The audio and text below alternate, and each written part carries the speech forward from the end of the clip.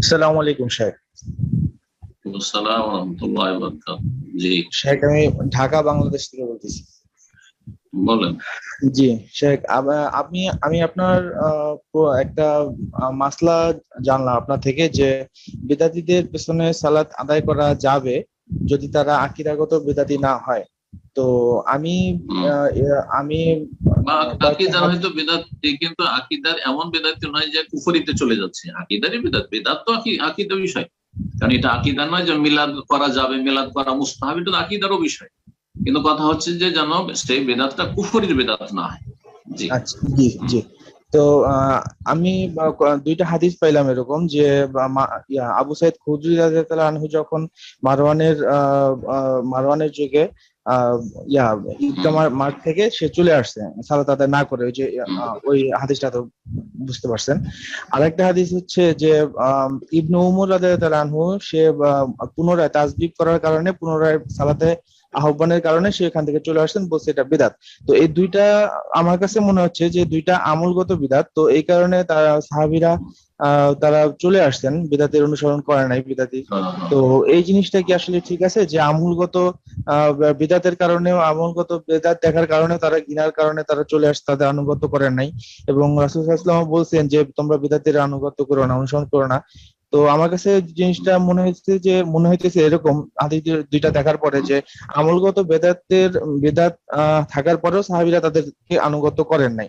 তো এই জিনিসটা একটু হুম। বুঝিয়ে দিলে ভালো হতো। আনুগত্য জি। আনুগত্য আসসালামু নয়, আলাইকুম। তাদের ইক্তেদা করেন, তাদের পিছনে নামাজ পড়েননি। আনুগত্য আলাদা জিনিস। আনুগত্য মানে তাদের কথা মেনে না, বেদাত করে মেনে নেবেন। যাই হোক, আপনার সংশয়টা বুঝতে পেরেছি। যে ওই ঘটনাগুলি থেকে দেখেন, আপনি আপনার যেখানে আছেন সেই ক্ষেত্রটা দেখতে হবে যে আপনি আছেন কোথায়। যদি আপনি এমন জায়গায় আছেন যেখানে সন্ন্যার চর্চা বেশি হচ্ছে, আর যারা তৌহিদ সুন্নাতের চর্চা করে তারাই শক্তিশালী, আর বিদআত এবং বিদাতিরা দুর্বল, সেখানে সেখানে এই আচরণগুলি করতে পারবেন আপনি। যে আপনি বিদাতের পিছনে সালাত করবেন না। যেমন সৌদি আরবে যদি দেখা যায় যে কোনো একটা ইন্ডিয়া, বাংলাদেশ, পাকিস্তানের কিছু বিদাতি মোল্লা কিন্তু মেলা মসজিদের খাদেম হয়ে আছে, বিদাতি নামাজ পড়াচ্ছে। আমি ওই মসজিদে নামাজ পড়বো না, দেখলাম যে এই বেদাতি নামাজ পড়াচ্ছে। তো এই বেদাতি, যদিও সেই বেদাতি কুফরির বেদাতিতে নেই, কিন্তু সেই বেদাতির পিছনে নামাজ পড়ে। কারণ অহরহ ডানে বামে বহু মসজিদ রয়েছে, সেখানে এসে আমি আলহামদুলিল্লাহ কোরআন সুন্নাহর অনুসারী, সহি আকীদার আলেম ওলামা ইমামদের পিছনে নামাজ পড়তে পারবো। তো কেন ওই বেদাতির পিছনে নামাজ পড়বো? এটা এখানকার জন্য প্রযোজ্য। এইরকমই যেখানে দেখবেন যে মাশাআল্লাহ সালাফি এলাকা, আহলে হাদিস এলাকা, 10টি মসজিদ আছে আহলে হাদিস সালাফি মসজিদ আছে, আর একটা দেখছেন ওই বিদাতীদের সুফিদের মসজিদ আছে, কেন আপনি ওখানে নামাজ পড়তে যাবেন? আপনার বিকল্প, উত্তম বিকল্প আছে। কিন্তু বেদাতির পিছনে যারা এমন বেদাতে লিপ্ত যে বেদাত গুলি মুফাসসিকা, মানুষকে ফাসেক গুনাহগার করে, মুকাফফিরা নয়, কাফের বানিয়ে দেয় না, তাদের পিছনে সালাত আদায় করা যাবে, এটি হচ্ছে আহলে সুন্নাত ওয়াল জামাতের মত। আর এর পক্ষে অনেক দলিল রয়েছে। সেটা ওই সব ক্ষেত্রে প্রযোজ্য যেখানে বেদাতিরাই শক্তিশালী, তারাই সংখ্যাগরিষ্ঠ, তাদেরই মসজিদের সংখ্যা বেশি, আর আপনার মসজিদ খুঁজে পান না। যেমন বাংলাদেশে, যেমন ভারতে, যেমন পাকিস্তানে, এমন এলাকায় যে এলাকাতে আহলে হাদিস নেই, আহলে হাদিস মসজিদ নেই, আর থাকলেও আপনাকে 2-4-5 কিলোমিটার যেতে হবে, বা 1 কিলোমিটার দূরে যেতে হবে অক্তিয়া সালাত আদায় করার জন্য, চারপাশে বিদাতিদের মসজিদ।